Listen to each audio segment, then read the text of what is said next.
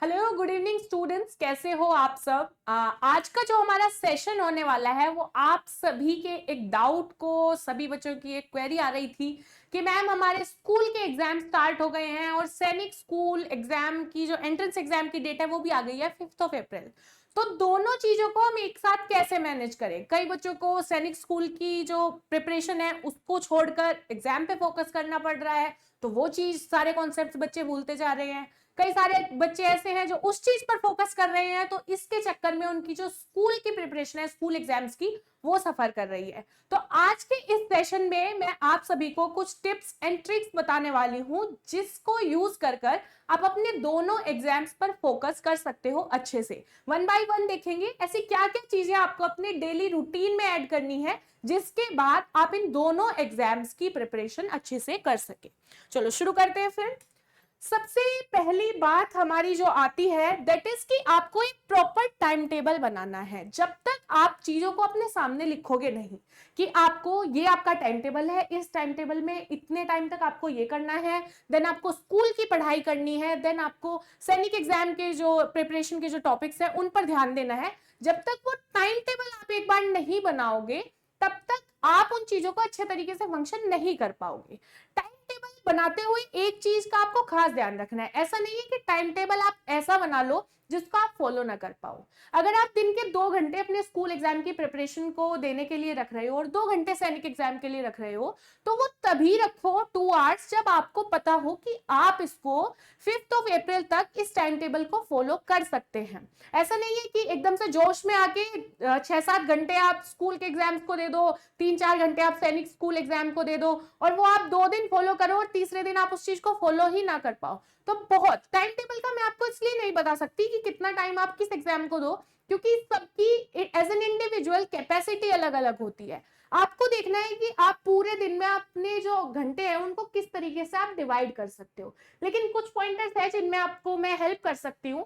First is school के जो subjects हैं और सैनिक स्कूल के जो सब्जेक्ट्स हैं, मतलब जितने भी हमारे सब्जेक्ट्स हैं चारों, उनके लिए टाइम आपको अलग अलग निकालना पड़ेगा। उनको मर्ज कहाँ करना है वो भी मैं आपको बताऊंगी। फर्स्ट थिंग इज हर दिन में कम से कम आप 2 से 3 घंटे तो निकालो सैनिक स्कूल एग्जाम की प्रिपरेशन के लिए, क्योंकि आपको पता है कि जो स्कूल के एग्जाम्स चलते हैं उनसे लेवल थोड़ा डिफिकल्ट होता है सैनिक स्कूल एग्जाम का। तो स्कूल की तो प्रिपरेशन आप कर ही रहे हो, आप मिनिमम 2 आवर्स और 2-3 घंटे का तो आप लेकर के चलो कि इतना टाइम तो आपको सैनिक स्कूल एग्जाम की प्रिपरेशन में देना ही देना है। And next point is weekends जो हमारे होते हैं, संडे सैटरडे, इनमें कोशिश करो कि इनमें आप सैनिक स्कूल एग्जाम की प्रिपरेशन पे ज्यादा ध्यान दो। बाकी जो आपके वीकडेज हैं उनमें बैलेंस करके चलो कि थोड़ा टाइम आप स्कूल एग्जाम्स को दे रहे हो, थोड़ा टाइम आप अपने सैनिक स्कूल एग्जाम को दे रहे हो, लेकिन वीकेंड्स जो आपके हैं उनमें प्रॉपर फोकस करो आप सैनिक स्कूल एग्जाम की प्रिपरेशन में। एक चीज आपको सबसे पहले ध्यान रखनी है कि बाकी लोगों से आपको ज्यादा मेहनत करने की जरूरत है, क्योंकि बाकी बच्चे सिर्फ आप अपने स्कूल के एग्जाम्स पर ध्यान देंगे, लेकिन आपने टारगेट चूज किया है, आपको सैनिक स्कूल का एंट्रेंस एग्जाम क्लियर करना है, तो आपको अपनी मेहनत भी उसके अकॉर्डिंगली ही करनी पड़ेगी। आप सिर्फ उतना टाइम नहीं दे सकते जितना बाकी बच्चे दे रहे होंगे। आपने एक गोल चूज किया है, उसके लिए आपको हार्डवर्क ज्यादा करना पड़ेगा। तो इसलिए वीकेंड पर आप कोशिश करो कि आप सैनिक स्कूल की प्रिपरेशन को ज्यादा टाइम दो और बाकी जो वीकडेज हैं उनमें आप एक बैलेंस मेंटेन करके चलो। नेक्स्ट हमारा आ जाता है इंपॉर्टेंट टॉपिक्स को आप प्रायोरिटाइज करो। जैसे कि इंग्लिश सब्जेक्ट की भी अगर मैं बात करूं, मैं क्लास में जब आपको पढ़ाती हूँ मैं बताती चलती हूँ कि प्रीपोजिशन ऐसा टॉपिक है, उस पर क्वेश्चन आएगा ही आएगा, ये इडियम्स एंड फ्रेजेस पे क्वेश्चन आएगा, डायरेक्ट इनडायरेक्ट पे क्वेश्चन आएगा। तो हर सब्जेक्ट में कुछ ऐसे टॉपिक्स होते हैं जो आपको पता होता है, टीचर्स आपको गाइड करके बता देते हैं कि ये टॉपिक्स आपके लिए बहुत ज्यादा इंपॉर्टेंट है। तो आप कोशिश करो कि इतने टाइम पीरियड में उन जो इंपॉर्टेंट टॉपिक्स है उनका प्रायोरिटाइज कर पाओ, उन पर ज्यादा टाइम लगाओ बजाय उन टॉपिक्स के जिनके आने के चांसेस कम रहते हैं। ठीक है। सैनिक स्कूल के एग्जाम में मैथ्स, इंग्लिश, रीजनिंग, जीके, ये सारे के सारे हमारे जो है टॉपिक्स आते हैं। फिर आप फाइंड आउट करो कि ऐसे कौन कौन से टॉपिक्स हैं जो आपके, फॉर एग्जांपल अगर आप मैथ्स लेते हो तो मैथ्स में वो कौन से टॉपिक्स हैं जो आपके स्कूल एग्जाम में भी आते हैं और सैनिक स्कूल के एग्जाम में भी आते हैं। तो कई सारे आपको कॉमन टॉपिक्स मिलेंगे। रीजनिंग आई अग्री कि वो आपके स्कूल के सिलेबस में नहीं होती है, लेकिन मैथ्स, इंग्लिश, बाकी सब्जेक्ट्स में आपको कुछ ना कुछ टॉपिक्स ऐसे मिलेंगे जो अगर आप जो कॉमन होंगे तो उनकी जब आप एक बार तैयारी करोगे, उनको अपने एग्जाम के साथ पढ़ोगे, एग्जाम के प्रिपरेशन के साथ, तो आपको स्कूल एग्जाम में भी हेल्प करेंगे और वो आपको सैनिक स्कूल के एग्जाम में भी हेल्प करेंगे। तो ये चीज आपको फाइंड आउट करनी है कि कौन से कॉमन टॉपिक्स हैं जिनको हम साथ में पढ़ सकते हैं दोनों एग्जाम्स के लिए। नेक्स्ट आ जाओ, मॉक टेस्ट दो भाई और रिवीजन करो। मॉक टेस्ट, ठीक है, संडे को मैंने कहा है कि आपको एक्स्ट्रा टाइम देना है। उस एक्स्ट्रा टाइम में एवरी संडे जो एसडी कैंपस है वो भी आपके लिए all India mock test arrange कराता है, आप उसमें भी पार्टिसिपेट कर सकते हो। यहाँ पर आपको नंबर दिया गया है, इस पे कॉल करके आप वो डिटेल्स ले सकते हो। हर संडे एक मॉक टेस्ट तो जरूर दो।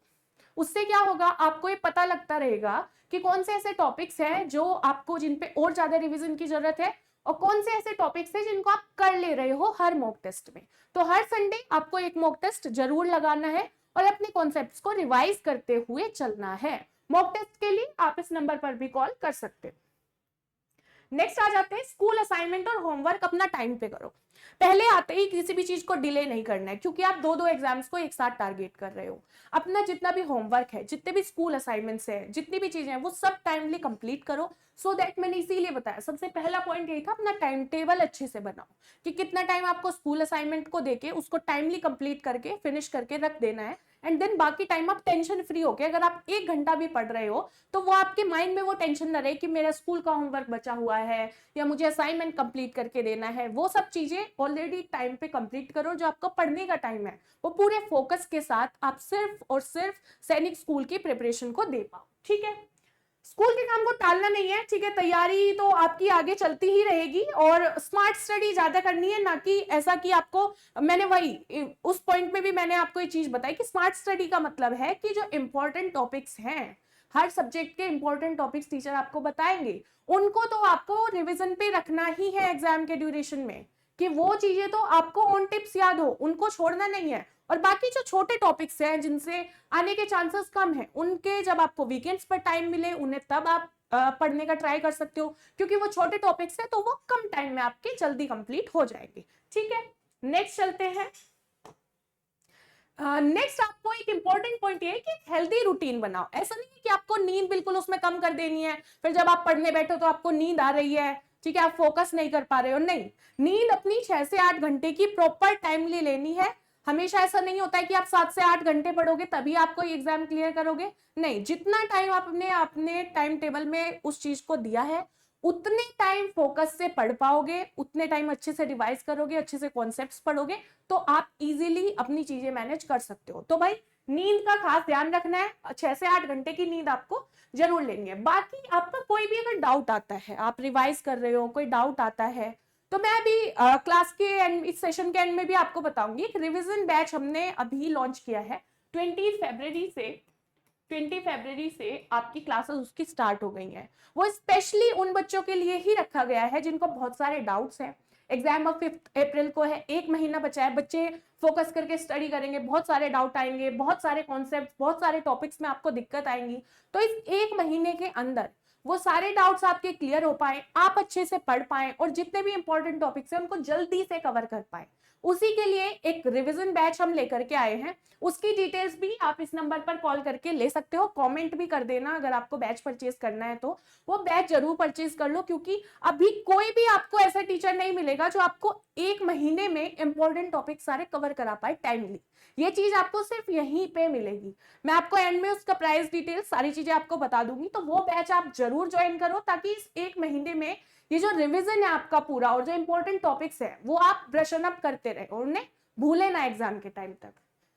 नेक्स्ट आपका जो है कि ग्रुप स्टडी करो स्कूल में, अगर आपके कोई टॉपिक्स हैं, ठीक है, अगर आपके ऐसे फ्रेंड्स हैं जो सैनिक स्कूल की प्रिपरेशन कर रहे हैं, साथ में बैठकर स्टडी करो, सो दैट आप इजीली, एक कोई कॉन्सेप्ट आपको नहीं समझ में आ रहा है तो आप उनसे भी पूछ सकते हो। ये आपको थकाएगी भी नहीं ये वाली पढ़ाई आपको, और आप सारे टॉपिक्स जल्दी से कवर भी कर लोगे। नेक्स्ट चीज है भाई कि मोटिवेटेड रहो। बहुत सारे बच्चों का यही आता है कि मैम कैसे हम मैनेज करेंगे, कैसे होगा। सबसे पहली चीज आप ये ध्यान रखो, आपने एक गोल चूज किया है और अगर आपको वो चीज पानी है, आपको वो चीज करनी है, तो आपको उसके लिए एक्स्ट्रा मेहनत करनी ही पड़ेगी, ठीक है। तो अपना मोटिवेशन बनाए रखना है, किसी भी चीज से डिमोटिवेट नहीं होना है कि ये चीज हम नहीं कर पा रहे हैं, ये चीज हम नहीं कर पा रहे हैं। एक सिर्फ एक प्लान की और एक सही डायरेक्शन की, अच्छे टीचर्स की और शॉर्ट नोट्स की, इन सब चीजों की जरूरत पड़ती है। हर चीज आप आसानी से क्लियर कर सकते हो। तो ये मोटिवेशन अपने दिमाग में हमेशा रखना है कि हमने ये एक गोल अपना चूज किया है और हम इसे पूरा करके रहेंगे। ठीक है, ये है भाई कुछ टिप्स आपकी। नेक्स्ट जिस बैच की मैं बात कर रही थी, क्लास 6 और क्लास 9 दोनों के लिए ये बैच ज्वाइन किया गया है। सभी बच्चों को पता है 5 अप्रैल को आपका एग्जाम होने वाला है। ऑलमोस्ट 1 मंथ से थोड़े बहुत दिन ही आपके पास ज्यादा है। इस टाइम में मैंने इस सेशन की स्टार्टिंग से मैं बोल रही हूँ इंपॉर्टेंट टॉपिक्स को मत छोड़ो। और इस बैच में आपको गाइडेंस मिलेगी। आपके हर सैटरडे आपके डाउट सेशन होते हैं जिसमें आपके पूरे वीक में जो भी आपका डाउट है आप टीचर से 1-on-1 बात करके अपना डाउट पूछ सकते हो। एंड ये आपका बहुत क्रूशियल टाइम है, लास्ट का 1 मंथ बचा हुआ है, तो इसमें कोई भी डाउट आपको छोड़ना नहीं है। ये वीडियोस इसमें आपको रिकॉर्डिंग में मिलेगी। तो अगर आपके पास कम टाइम है, मान लो कोई बच्चा ऐसा है कि उसके पास कम टाइम है, पढ़ाई का इतना टाइम नहीं है, तो आप उसकी रिकॉर्डिंग देख सकते हो जिस टॉपिक में आपको डिफिकल्टी हो रही है। ठीक है, अगर आपको वो टॉपिक जल्दी से रिवाइज करना है, आप उसकी स्पीड बढ़ा के 1x की जगह आप उसको 1.5x 2x करके स्पीड वीडियो की तेज करके देख सकते हो, ताकि जल्दी जल्दी आपके जो कॉन्सेप्ट्स हैं वो रिवाइज हो जाए। तो ये आपको बाकी जगह ये फैसिलिटी नहीं मिल पाएगी, यहाँ आप ऐसा कर सकते हो, आपको रिकॉर्डिंग में मिलेगी कि कोई टॉपिक आपको आता है तो उसको आप जल्दी से देख लो। कोई चीज आप नहीं अटेंड कर पाए, आपको जो आपका टाइम फ्रेम मिला जिसमें आपको रिवाइज करना है उसमें बैठ के आपने वो रिकॉर्डिंग देख ली। आपको नोट्स भी मिलेंगे। कोई डाउट सेशन अगर रिकॉर्डिंग में आपको हुआ तो आप सैटरडे को आके टीचर से कनेक्ट भी कर सकते हो। बहुत ही अफोर्डेबल प्राइस में ये क्लास 6 का बैच है एंड ये क्लास 9 का बैच है। तो बच्चा नंबर मैंने आपको प्रोवाइड करा ही दिया है प्रीवियस स्लाइड में। किसी बच्चे को अगर बैच परचेज करना है, नंबर पे कांटेक्ट करके आप बैच परचेज कर सकते हैं। एंड मोटिवेटेड रहो, अच्छे से एक बैलेंस बनाओ और इस बार एग्जाम को अपने क्लियर करो। Bye bye.